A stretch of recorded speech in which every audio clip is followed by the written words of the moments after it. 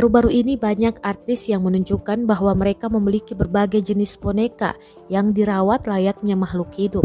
Bukan hanya Ivan Gunawan, dikabarkan Ruben Onsu juga memiliki boneka yang dianggapnya juga sebagai anak dan dirawat bersama keluarga.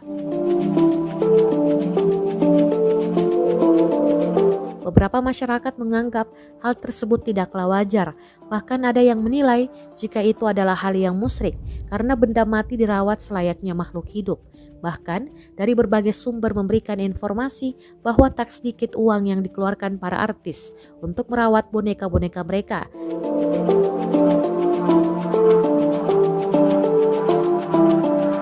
Hal yang ramai menjadi perbincangan ini membuat banyak orang bertanya-tanya berapa harga boneka arwah atau secara internasional ini bisa disebut dengan spirit doll.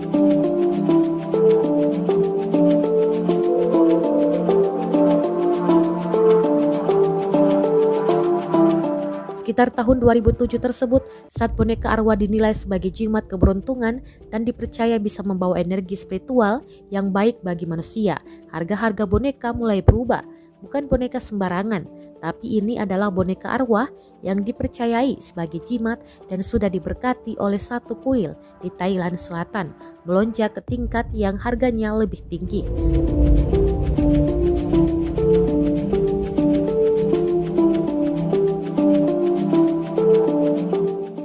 Salah satu boneka arwah atau Luktep yang dimiliki seorang bernama Manaya mengaku pernah menjual boneka miliknya sebesar $1.000 Amerika Serikat atau kurang lebih sekitar 14 juta rupiah.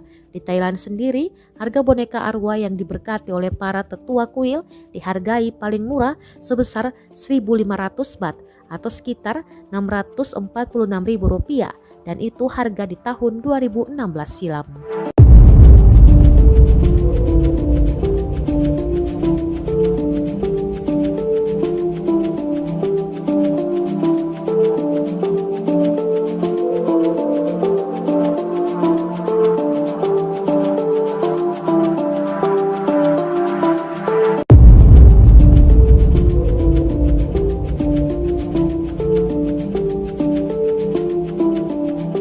Terima kasih sudah nonton. Jangan lupa like, subscribe, dan share ya.